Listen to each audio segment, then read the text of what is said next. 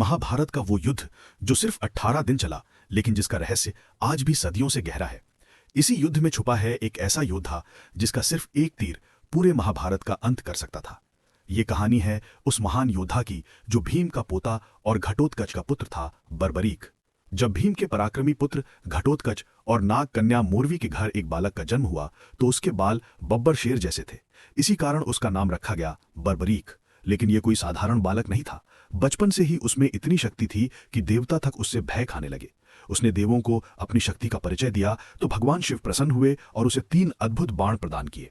पहला बाण शत्रु पर निशान लगाता, दूसरा बाण मित्रों पर और तीसरा बाण शत्रु का संहार कर वापस तरकश में लौट आता। यानी केवल 3 बाणों से बर्बरीक अकेले ही पूरे महाभारत युद्ध को समाप्त कर सकता था। उसकी माता ने उसे यह शिक्षा दी थी कि हमेशा हारने वालों और दुखी लोगों की सहायता करनी चाहिए। यही शिक्षा बर्बरीक की प्रतिज्ञा बन गई।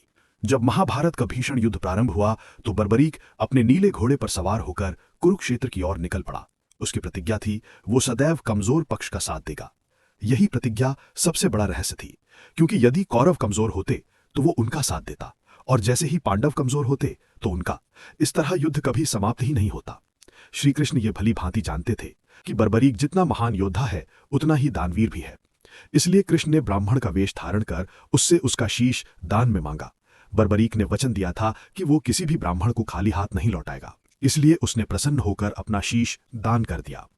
श्री कृष्ण ने उसके इस महान बलिदान से प्रसन्न होकर वरदान दिया कि कलयुग में तुम मेरे नाम श्याम से पूजे जाओगे और तुम्हें याद करने वाला हर दुखी मनुष्य सहारा पाएगा।